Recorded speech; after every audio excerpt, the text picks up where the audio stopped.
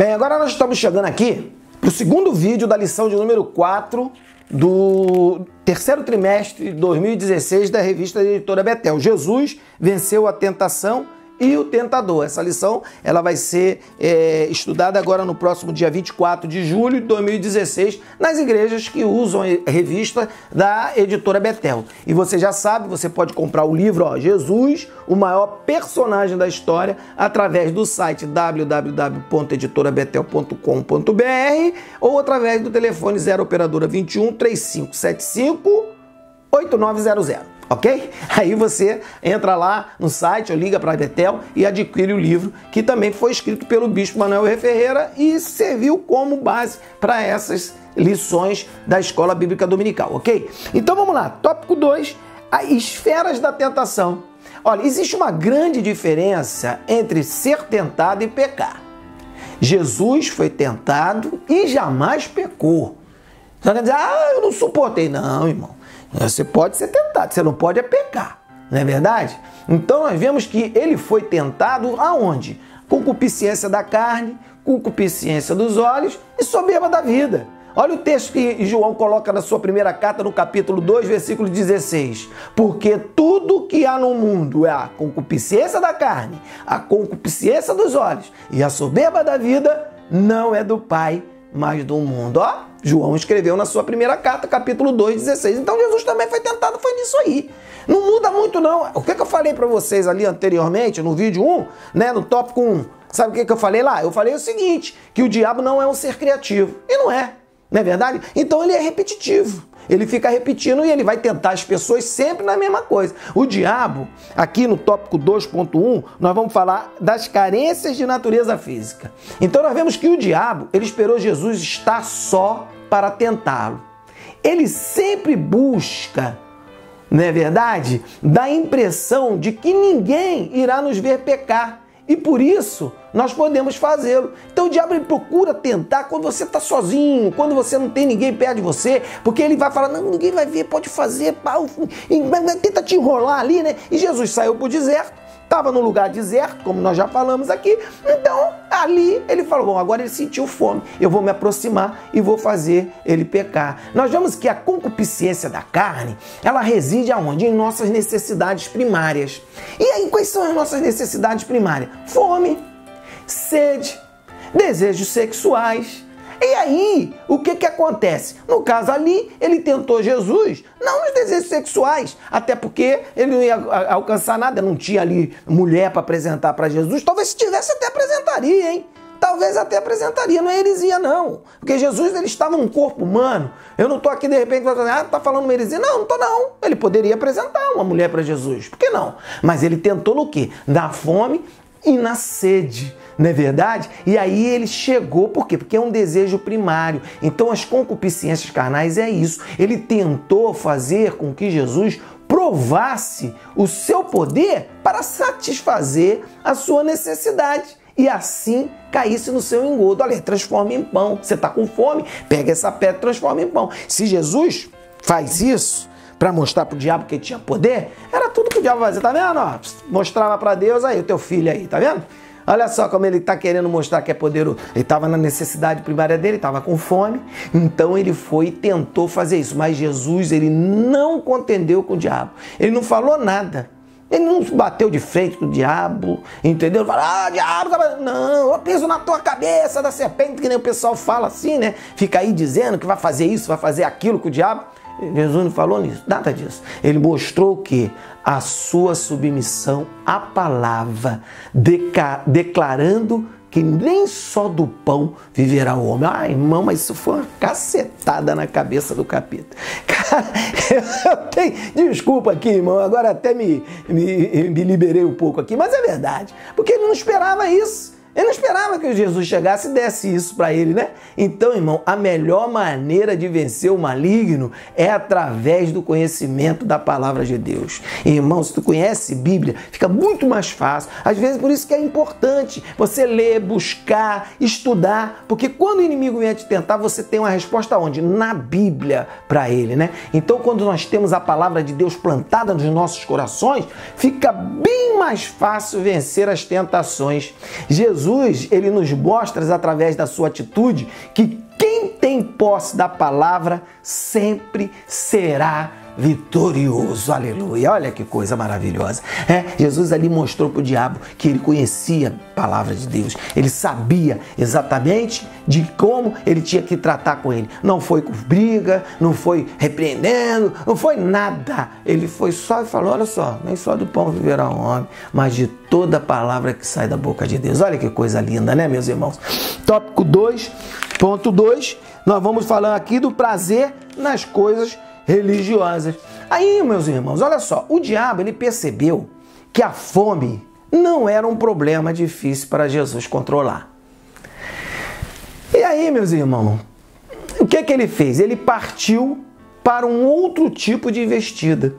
Desferiu o seu segundo golpe tentando fazê-lo pecar pela soberba da vida. Agora nós vamos falar da soberba da vida. O que é a soberba da vida? O que a soberba da vida faz? A soberba da vida, ela não está preocupada nem com aquilo que você tem, ou em ter, melhor dizendo. Ela está preocupada em ser. É o poder que inebria muitas vezes o homem, né? Às vezes você vê que a pessoa tem até uma posição, é uma pessoa que tem dinheiro, mas ela quer ter poder sobre vidas. Ela quer mostrar que tem poder. Muitos até, irmão, vendem o seu ministério para poder ter poder. Não é verdade? Se associam a pessoas erradas para poder demonstrar que tem poder. Não é verdade? Por quê? Porque essas pessoas, elas não estão preocupadas só em ter, não. Elas querem mais, elas querem ser adoradas. Não é verdade? Elas querem ser idolatradas. Não é verdade? Nós temos visto aí um monte de gente fazendo assim, trazendo para si o poder do evangelho. Não é verdade? Vem para cá! Aqui é que tem poder! Aqui é que Jesus faz! Aqui, irmão, aqui Jesus faz onde tiver 2 ou 3 reunidos em nome dele. Onde tiverem 2 ou 3 reunidos em meu nome, ali eu estarei. Ali ele vai expulsar demônio, ali ele vai curar enfermo, ali ele vai ressuscitar morto. É só ter 2 ou 3. Então você vê que essas pessoas, eles estão querendo... Então essa é a soberba da vida, não é verdade? Que as pessoas ficam ali tentando de todas as formas provarem que tem poder. Então o diabo ele usa 2 artimanhas em uma só pergunta. A primeira artimanha que ele faz é assim, ó. Ele tenta fazer com que Jesus mostrasse que era mesmo o Messias, não é verdade? E para ele, né? Eu quero ver se você é mesmo o Messias. Tanto é que ele usa o Salmo 91, não é verdade? Que é o versículo 11, versículo 12, para ele falar assim, não, você é de Deus, você é o filho de Deus, então se você é realmente filho de Deus, joga daqui.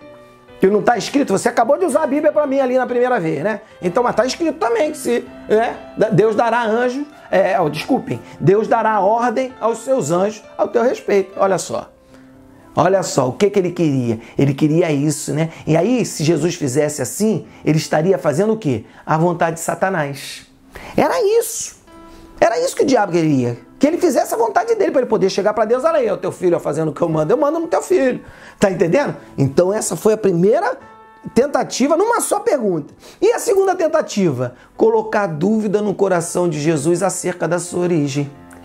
Mesmo Jesus, né, sabendo que ele verdadeiramente era o Filho de Deus. Por quê? Porque ele não ouve o Pai falar lá no momento do batismo? Este é o meu Filho amado em quem eu me alegro. Não é verdade? É um texto que nós já até falamos no vídeo da lição passada a respeito desta frase ser uma frase proferida lá no Bar Mitzvah do menino. Bar Mitzvah é o momento que o menino ganha o direito de representar o seu pai nas reuniões da sinagoga.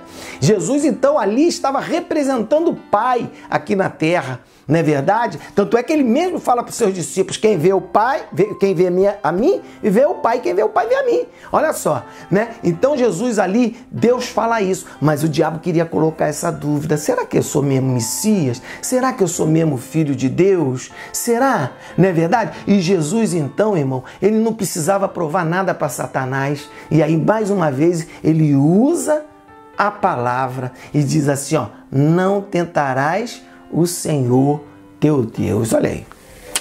Outra cacetada não é verdade? Como eu disse, no capeta. Por quê? Porque ele não esperava. Ele falou, pô, agora eu vou usar a Bíblia para poder ver se eu consigo, ou melhor, a palavra, né? Para ver se eu consigo destabilizar ele. E ele vai de novo na palavra e diz, porque Jesus não precisava provar nada, ele tinha certeza de que ele era o Filho de Deus, não é verdade? Então nós vemos aqui que o diabo, nessa segunda investida, ele tentou fazer com que Jesus tivesse dúvida acerca da ação de Deus na sua vida para o desempenho do seu ministério, visto que ele enfrentaria uma grande oposição por parte daqueles a quem ele foi enviado, dos judeus, o povo de Deus. Ele enfrentou uma grande oposição durante todo o seu ministério. Ele foi perseguido por quem? E foram os próprios judeus que prenderam ele e entregaram ele na mão de Pilatos para ser julgado. Então, ele sabia disso. O diabo queria que ele tivesse dúvida se Deus ia verdadeiramente capacitá-lo para enfrentar tudo isso. Então, meus irmãos, a intenção do diabo era fazer Jesus pensar se valeria a pena dar início ao seu ministério.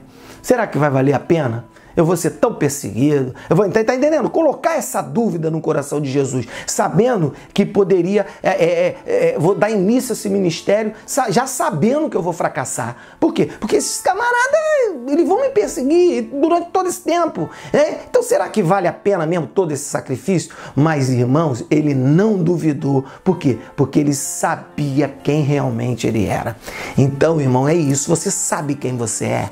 Você sabe, você é um servo de Deus, lavado, remido pelo sangue do Cordeiro. Não tenha dúvida, enfrente o inimigo, não é verdade? Coloque a tua vida na mão de Deus e vá em frente com aquilo que Deus tem de projeto de realizar através da tua vida. Tópico 2.3. Ambição pelo poder. Nós já falamos aqui sobre a concupiscência da carne, fala dos nossos desejos primários.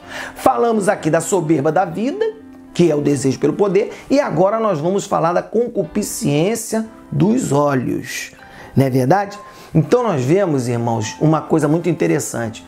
Na sua terceira e última tentativa, o diabo apresenta a Jesus a concupiscência dos olhos, tentando mostrar que teria o domínio do mundo e poderia oferecer esse domínio a Jesus.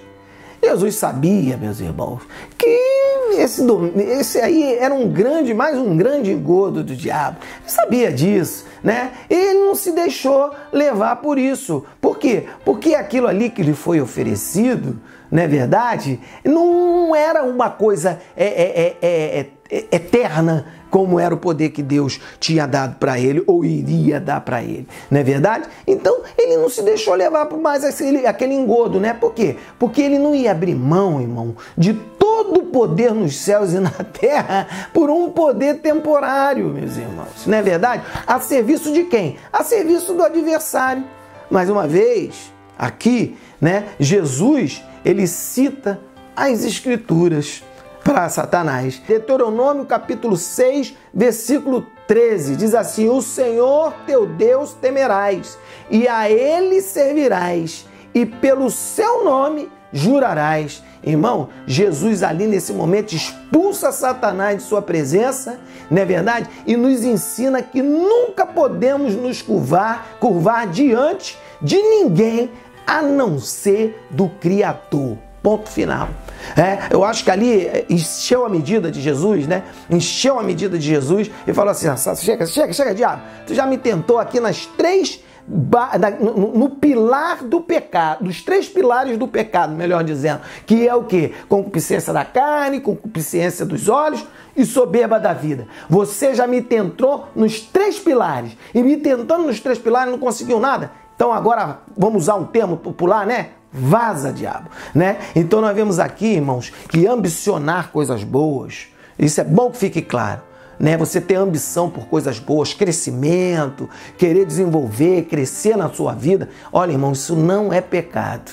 O pecado está naquilo de que você é capaz de fazer para alcançar essas coisas.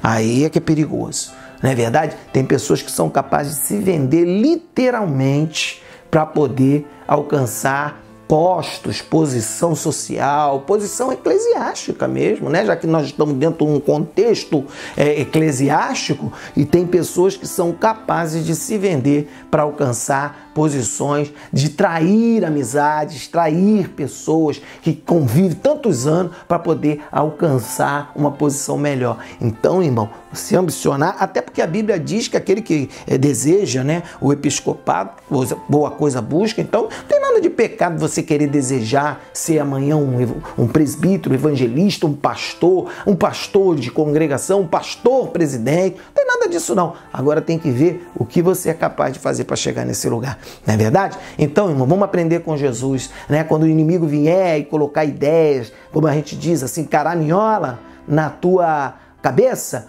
repreende ele e afasta ele da tua presença. Ok, meus irmãos? Então, estamos aí, encerrando o vídeo de número 2, da lição de número 4, tá ok? Do terceiro trimestre. Eu espero que você tenha gostado desse vídeo. Se você gostou, clica aqui embaixo, ó, dá uma curtida nele, ok? Compartilha ele, fala para os teus amigos, fala do Evangelho Claro com teus amigos. E entra lá no site da Editora Betel, dá uma olhada lá no catálogo da Editora Betel. Tem coisa boa lá e eu tenho certeza que você vai adquirir ali bons livros, uma literatura vastíssima, desde o maternalzinho até o idoso. Olha só que coisa maravilhosa, né? Entra lá, www.editorabetel.com.br.